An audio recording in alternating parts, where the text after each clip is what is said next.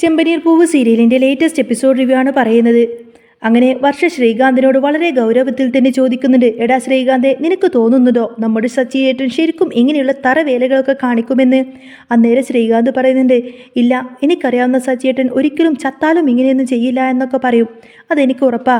വർഷ സങ്കടത്തോടെ പറയുന്നുണ്ട്. പക്ഷേ നോക്കിക്കേ ശ്രീകാന്തെ, ഇപ്പോഴത്തെ ഈ ഒരു അവസ്ഥയിൽ നമുക്ക് അവരെ സപ്പോർട്ട് ചെയ്ത് സംസാരിക്കാൻ പോലും പറ്റാത്തൊരു രീതിയിലല്ലേ കാര്യങ്ങൾ പോയിക്കൊണ്ടിരിക്കുന്നത്. അത് കേട്ടപ്പോൾ ശ്രീകാന്തും അതിന് സമ്മതിച്ചു. അതും ശരിയാ, നമുക്ക് കുറച്ചു നേരം കൂടി വെയിറ്റ് ചെയ്യാം. ഈ നാടകം ഇനി എങ്ങോട്ടേക്കാണ് പോകുന്നതെന്ന് നമുക്ക് നോക്കി നിൽക്കാമെന്നൊക്കെ പറഞ്ഞ് അവരിങ്ങനെ മാറി നിൽക്കുകയാണ്. ഇതേ സമയത്ത് രേവതിയാണെങ്കിൽ വെറി പിടിച്ചുകൊണ്ട് ഫോൺ വിളിച്ച് സ്പീഡിൽ ഗേറ്റും തുറത്തങ്ങ് പുറത്തേക്ക് ഓടി ഇറങ്ങി വരികയാണ്. സച്ചി ഇങ്ങനെ തുടർച്ചയായി വിളിച്ചുകൊണ്ടേയിരിക്കുകയാണ് പാവം.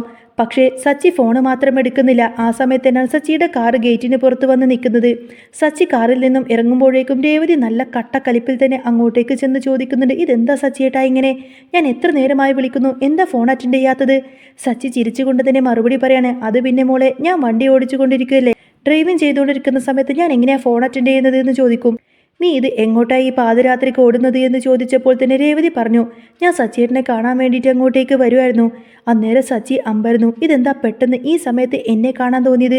സാധാരണ ഇങ്ങനെയൊന്നും തോന്നാറില്ലല്ലോ, എന്ത് പറ്റി? എന്നോട് പെട്ടെന്ന് സ്നേഹം അങ്ങോട്ട് ഇരട്ടിച്ച് കയറിയോ എന്നൊക്കെ ചോദിക്കുകയാണ്. നമുക്കൊന്ന് പുറത്തിറങ്ങി ഇറങ്ങിയിട്ട് വന്നാലോ എന്ന് രേവതി ചോദിക്കുമ്പോൾ സച്ചി രേവതിയുടെ മുഖം വാടിയിരിക്കുന്നതായിട്ട് കാണും. നമ്മളെ മൊത്തത്തിൽ ഈ വീട്ടിൽ നിന്ന് പുറത്താക്കാനുള്ള പരിപാടിയാണ് സച്ചിയേട്ടാ അകത്ത് തകൃതിയായി തന്നെ നടന്നുകൊണ്ടിരിക്കുന്നത് എന്ന് അവൾ പറഞ്ഞു. സച്ചി അത് കേട്ടതോടുകൂടി തന്നെ ആകെ ഞെട്ടിപ്പോയി. എന്താ രേവതി നീ ഈ പറയുന്നത്? നിന്റെ മുഖത്തെന്താ ഇത്രമാത്രം ഗൗരവം? അന്നേരം രേവതി പറയുന്നത്, അകത്ത് വലിയൊരു പഞ്ചായത്ത് തന്നെ നടന്നുകൊണ്ടിരിക്കുകയാണ് സച്ചിയേട്ടാ. സച്ചിക്ക് അപ്പോഴും അത് വലിയ ഗൗരവമായിട്ടൊന്നും തോന്നിയില്ല. അതിവിടെ ആദ്യമായിട്ടൊന്നുമല്ലല്ലോ രേവതി. ആരാ ഇന്ന് ഇതിനൊക്കെ കാരണം? എൻ്റെ അമ്മയാണോ? അമ്മ പുതുതായിട്ട് എന്താ പ്രശ്നമുണ്ടാക്കിയത് എന്ന് ചോദിച്ച സമയത്തിന് രേവതി പറയുന്നുണ്ട്, അമ്മയൊന്നുമില്ല സച്ചിയേട്ടാ, ഇപ്രാവശ്യം നിങ്ങളുടെ ആ ഒരു ചേട്ടനാണ് ഇപ്പോഴത്തെ പ്രശ്നക്കാരൻ. അന്നേരം സച്ചി ചിരിച്ചു. ആ ഓട്ടക്കാരനോ? അവനിപ്പോൾ ഇത് എന്ത് പറ്റി? സച്ചിയേട്ടൻ, ഞാൻ പറയുന്നതൊന്ന് സമാധാനത്തോടെ കേൾക്കണമെന്ന് രേവതി പറഞ്ഞപ്പോൾ തന്നെ സച്ചിക്ക് കാര്യം ഏകദേശം മനസ്സിലായി.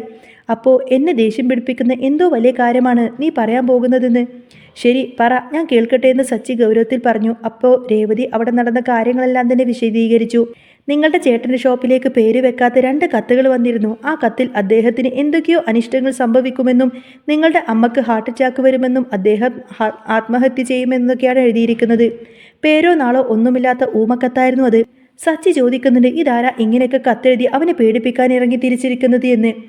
ഇവൻ ഇതൊക്കെ കണ്ടിട്ട് ആകെ പേടിച്ച് നിൽക്കുമായിരിക്കല്ലോ അകത്ത്.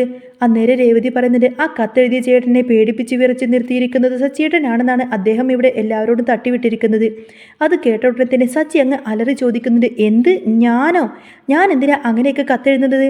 അന്നേരം രേവതി പറഞ്ഞു, ചേട്ടൻ മാത്രമല്ല, അങ്ങനെ തന്നെയാണ് നിങ്ങളുടെ അമ്മയും വിശ്വസിച്ചിരിക്കുന്നത്. നമ്മളോട് 2 പേരും ഇപ്പോൾ ഈ വീട്ടിൽ നിന്ന് തന്നെ കെട്ടുപിറക്കി ഇറങ്ങിപ്പോവാനാണ് പറയുന്നത് എന്നൊക്കെ പറയും.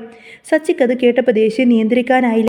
അവനിത് എന്തിൻ്റെ അസുഖമാണ്? അവനിട്ട് ഞാൻ നല്ലത് തന്നെ കൊടുക്കുന്നുണ്ട് എന്നൊക്കെ പറഞ്ഞുകൊണ്ട് തന്നെ സച്ചി അങ്ങ് ദേഷ്യപ്പെടുകയാണ്. സച്ചിയേട്ടാ, ഞാൻ പറയുന്നതൊന്ന് സമാധാനമായിട്ട് കേൾക്ക്, ദേഷ്യപ്പെടരുത്. ഞാൻ ആദ്യം പറഞ്ഞതല്ലേ? സച്ചിയേട്ടൻ പറഞ്ഞു. എങ്ങനെ ദേഷ്യപ്പെടാതിരിക്കൂ രേവതി? എൻ്റെ തലയിലല്ലേ ഈ അനാവശ്യമെല്ലാം തന്നെ, ഈ കുറ്റമെല്ലാം തന്നെ അവർ ചുമത്തിയിരിക്കുന്നത്.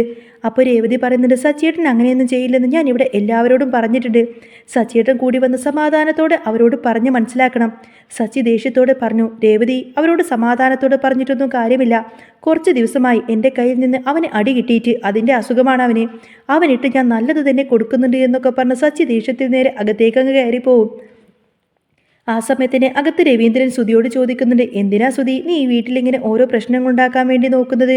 സുധി ഉടനെ ചാടി വീണ് ചോദിക്കുന്നുണ്ട്, അച്ഛാ, ഞാനാണോ ഇവിടെ പ്രശ്നമുണ്ടാക്കുന്നത്?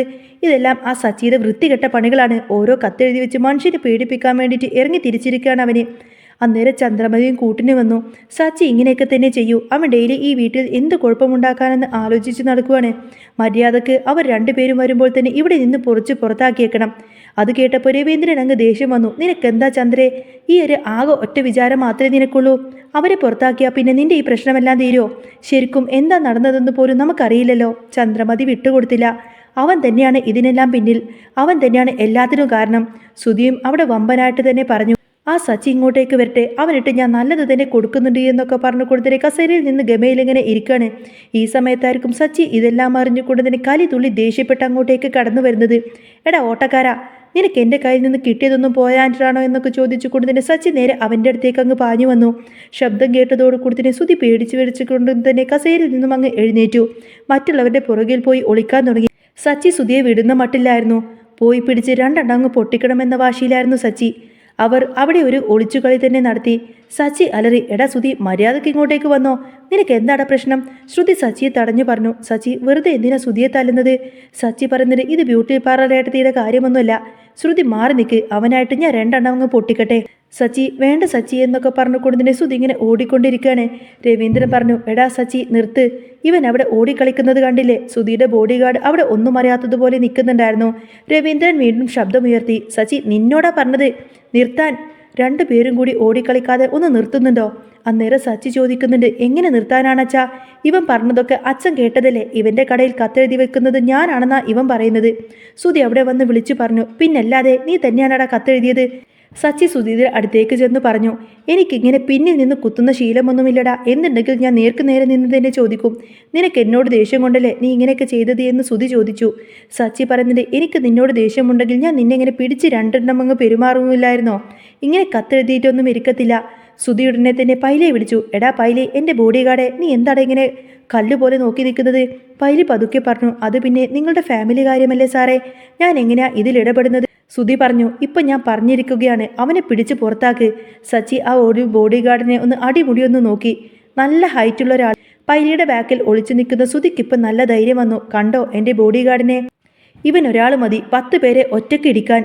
ഇവനെ മറികടന്ന് നീ എന്നെ ഒന്ന് തൊട്ടു നോക്കിക്കേ, അപ്പം കാണാം. രേവതി സച്ചിയെ വിളിച്ചു. സച്ചിയേട്ടാ, ഇങ്ങോട്ടേക്ക് വരൂ, പ്രശ്നമൊന്നും വേണ്ട. സച്ചി പൈലിയോട് സ്നേഹത്തോടു കൂടെ പറഞ്ഞു, എടോ അനിയ, ഞാൻ സ്നേഹത്തോടെ നിന്നോട് പറയാണ്, മാറി നിൽക്ക്. അപ്പോൾ പൈലി പറയുന്നുണ്ട്, ഇതെൻ്റെ ബോസാണ്, ബോസിൻ്റെ ദേഹത്ത് ഒരു ഈച്ച പോലും ഇരിക്കാൻ ഞാൻ സമ്മതിക്കില്ല. രവീന്ദ്രൻ ശ്രുതിയോട് അങ്ങ് ചൂടായി. എന്താടാ നമ്മുടെ ഫാമിലി വിഷയത്തിൽ പുറത്തുനിന്നും നീ ഒരാളെ കൊണ്ടുവന്നിരിക്കുന്നത്? മര്യാദക്ക് അവനെ ഒഴിവാക്ക്. ശ്രീകാന്തും പറഞ്ഞു, ശ്രുതിയേട്ടാ, അയാളോട് പുറത്തു പോകാൻ പറ, ഇത് നാണക്കേടാണ്. ശ്രുതി വിട്ടില്ല, ഇതെൻ്റെ ബോഡി ഗാർഡാണ്. ഈ സച്ചി എൻ്റെ ഫാമിലിയല്ല. ചേട്ടൻ ചാകുമെന്ന് കത്തെഴുതിയവൻ എൻ്റെ അനിയനുമല്ല.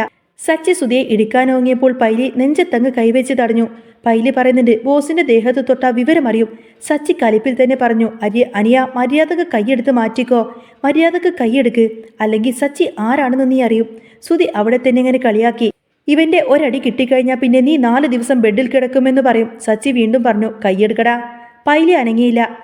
പൈലി അവരിട്ട് 2-3 ഇടി അങ്ങ് കൊടുക്കടാ എന്ന് ശ്രുതി പറഞ്ഞുവെങ്കിലും സച്ചി പൈലിയുടെ ഒരൊറ്റ തട്ടങ്ങ് തട്ടി. ആ തട്ടിൽ തന്നെ ശ്രുതി അങ്ങ് പുറത്തേക്ക് വീണു. പിന്നെ അവിടെ പൈലിയും സച്ചിയും തമ്മിലുള്ള ഫൈറ്റാണ്. ആ ഒരു ഫൈറ്റാണ് നമ്മൾ കാണുന്നത്. സച്ചിയുടെ ഒറ്റ ഇടിക്ക് തന്നെ പൈലി അങ്ങ് തെറിച്ചു മലർന്നു വീണു. പൈലി പിന്നെ അവിടെ നിന്നും എഴുന്നേറ്റില്ല. ശ്രുതി ആകെ ചമ്മി നാറി നിൽക്കുകയാണ്. കുറച്ച് കഴിഞ്ഞപ്പോൾ പൈലി അവിടെ ഇരുന്ന് കൊച്ചു പിള്ളേരെ പോലെ ഇങ്ങനെ മോങ്ങി കരയാൻ തുടങ്ങി. ബോസ് എന്നെ തല്ലി ബോസ് എന്നൊക്കെ പറഞ്ഞുകൊണ്ട് ഇങ്ങനെ കരയാണ്. 6 അടി പൊക്കമുള്ള ആളിങ്ങനെ കൊച്ചു കുട്ടിയെ പോലെയായിരിക്കും കരയുന്നത്. രേവതിയും മറ്റുള്ളവരൊക്കെ അത് കണ്ട് ചിരിക്കാൻ തുടങ്ങി. അവർക്കൊന്നും ചിരി അടക്കാനായില്ല. ശ്രുതി പൈലിയോട് ചോദിച്ചു, എടോ, ഞാൻ തന്നെ മല പോലെ വിശ്വസിച്ചതല്ലേ, എന്നിട്ട് നീ ഇവിടെ കിടന്ന് മോങ്ങുകയാണോ? ചന്ദ്രമതിയും കളിയാക്കുന്നുണ്ട്. എടാ ശ്രുതി, ഇതാണോ നിന്റെ ബോഡി ഗാർഡ്? പൈലി വീണ്ടും കരഞ്ഞു, എന്നെ തല്ലി ബോസ്. ശ്രുതി പൈലിയെ എഴുന്നേൽപ്പിച്ച് ഇത് ഞാനോടാ ഞാൻ നിനക്ക് ചിക്കനും മട്ടനൊക്കെ വാങ്ങിച്ചു തരുന്നത്? പൈലി ചോദിച്ചു. സർ, ഞാൻ നാളെ എത്ര മണിക്കാ വരേണ്ടത് എന്ന്. ശ്രുതി ദേഷ്യപ്പെട്ടുകൊണ്ട് തന്നെ പറയുന്നുണ്ട്, ഇനി എൻ്റെ കടയുടെ പരിസരത്ത് പോലും നീ വന്നേക്കരുത് എന്ന്. വന്നു കഴിഞ്ഞാൽ നിന്നെ ഞാൻ കൊല്ലും, ഇറങ്ങിപ്പോടാ എന്നൊക്കെ പറഞ്ഞുകൊണ്ട് തന്നെ ശ്രുതി ദേഷ്യപ്പെട്ട് പൈലിയെ അവിടെ നിന്നും പുറത്താക്കി. ശ്രുതി അകത്തേക്ക് കയറാൻ നോക്കുമ്പോൾ സച്ചി വന്ന് തടഞ്ഞു. എടാ ഓട്ടക്കാരാ, ദിക്കടാ അവിടെ. ശ്രുതി പതുക്കെ പറയുന്നുണ്ട്, നമുക്ക് പറഞ്ഞു തീർക്കാൻ സച്ചി. സച്ചി ചോദിച്ചു, നീ തന്നെയാണോ കത്തെഴുതിയത്? ശ്രുതി പറയുന്നുണ്ട്, നീ കൊടുത്തുവിട്ടവൻ തന്നെ എനിക്ക് നിന്നെ കാണിച്ചു തന്നു. സച്ചി കലിപ്പിൽ തന്നെ ചോദിച്ചു, ആരാടാ അങ്ങനെ പറഞ്ഞത്? നിന്റെ കള്ളത്തരമൊക്കെ ഞാൻ പൊക്കിയിടാ എന്ന് ശ്രുതി പറഞ്ഞപ്പോൾ സച്ചി വീണ്ടും തല്ലാൻ ഓടിച്ചു. രവീന്ദ്രൻ ഇടയിൽ കയറി വന്ന് സച്ചിയെ തടഞ്ഞു. സച്ചി പറഞ്ഞു, ഞാൻ കഷ്ടപ്പെട്ട് ഇവിടെ ഇങ്ങനെ ഓരോ കാര്യത്തിന് ഓടി നടക്കുമ്പോഴാണോ അച്ഛാ കത്തെഴുതാൻ പോകുന്നത്? ചന്ദ്രമതി പറയുന്നത്, എനിക്ക് നിന്നെ തന്നെയാണ് സംശയം സച്ചി. നിങ്ങൾ ഭാര്യ ഭർത്താവും ചേർന്നുകൊണ്ട് തന്നെ എന്നെ കൊല്ലാൻ വേണ്ടിയിട്ട് ഹാർട്ട് അറ്റാക്ക് വരുമെന്ന് എഴുതി വെച്ചിരിക്കുകയാണ്. വർഷ പറയുന്നത്, ആൻറ്റി ഇങ്ങനെ ഒച്ച വെക്കല്ലേ, ചെസ്റ്റ് പെയിൻ വരുമെന്ന് പറയും. ചന്ദ്രമതിക്ക് അത് കേട്ടപ്പോൾ പേടിയായി. ശ്രീകാന്ത് സച്ചിയെ അനുകൂലിച്ച് തന്നെ സംസാരിച്ചു. രേവതി പറയുന്നുണ്ട്, സച്ചിയേട്ടൻ ഇങ്ങനെയൊന്നും ഒരിക്കലും ചെയ്യില്ല. ശ്രുതി വീണ്ടും പറഞ്ഞു, അവൻ തന്നെയാണ് ഇത് ചെയ്തത് എന്ന്.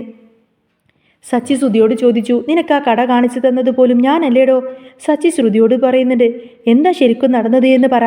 ശ്രുതി നടന്ന കാര്യങ്ങളൊക്കെ വിവരിച്ചു. അമ്പലത്തിൽ വെച്ച് ഒരു സന്യാസിയെ കണ്ടുവെന്നും അയാൾ സച്ചിയുടെ ഫോട്ടോ കണ്ട് ഇയാൾ തന്നെയാണ് കത്ത് തന്നത് എന്ന് പറഞ്ഞു എന്നൊക്കെ ശ്രുതി പറയും. സച്ചി പറഞ്ഞു, ശ്രുതി നിനക്ക് എന്നെ ഒന്ന് വിളിക്കാമായിരുന്നില്ലേ എന്ന്. ഞാൻ അവിടെ വന്ന് ആ കള്ളനെ അങ്ങ് പൊക്കിയേനെ. ശ്രുതി വിശ്വസിക്കുന്നില്ല, നീ തന്നെയാണോ ഇത് ചെയ്തത് എന്ന് അയാൾ ആവർത്തിച്ചു. സച്ചി പറഞ്ഞു, മര്യാദക്ക് മിണ്ടാതിരുന്നോ, അല്ലെങ്കിൽ നിന്റെ പൊല്ല ഞാനങ്ങ് അടിച്ചു തകർക്കുമെന്നൊക്കെ പറയും. രേവതി പറയുന്നുണ്ട്, ആ സന്യാസി തന്നെയായിരിക്കും ഷോപ്പിലേക്ക് കത്തയക്കുന്നത്. സച്ചിയും അത് ശരിവെച്ചു. നിങ്ങൾ രണ്ടുപേരെയും പ്ലാൻ ചെയ്ത് അമ്പലത്തിലേക്ക് അയാൾ വിളിപ്പിച്ചതായിരിക്കും. രവീന്ദ്രനും അത് ശരിയാണെന്ന് തോന്നി. ചന്ദ്രമതി അപ്പോഴും സച്ചിയെ തന്നെയാണ് കുറ്റപ്പെടുത്തി സംസാരിക്കുന്നത്. രേവതിയും ചന്ദ്രമതിയും തമ്മിൽ അങ്ങനെ ചെറിയൊരു വഴക്കുണ്ടായി. സച്ചി പറയുന്നുണ്ട്, അവർക്ക് പണ്ടേയുള്ള ശീലമാണിത്. രവീന്ദ്രൻ ശ്രുതിയോട് പറഞ്ഞു, നിനക്ക് അത്ര വിശ്വാസമില്ലെങ്കിൽ പോലീസ് സ്റ്റേഷനിൽ നീ ഒരു പരാതി കൊടുക്ക്. സച്ചിയും പറഞ്ഞു, വാ നമുക്ക് ഇപ്പോൾ തന്നെ പരാതി കൊടുക്കാൻ പോവാമെന്ന് പറയും. പക്ഷേ ശ്രുതി അതിനെ തടഞ്ഞു. പോലീസ് സ്റ്റേഷനിലേക്കൊന്നും പോവണ്ട. രേവതി ചോദിക്കുന്നുണ്ട്, അതെന്താ ശ്രുതി നീ പോലീസിനെ എങ്ങനെ പേടിക്കുന്നത്? ശ്രുതി പറഞ്ഞു, പോലീസുകാരൻ കടയിൽ കയറിപ്പോയാൽ പിന്നെ അത് ഞങ്ങളുടെ ബിസിനസ്സിനെ തന്നെ ബാധിക്കും. ചന്ദ്രമതിയും അത് ശരിവെച്ചു.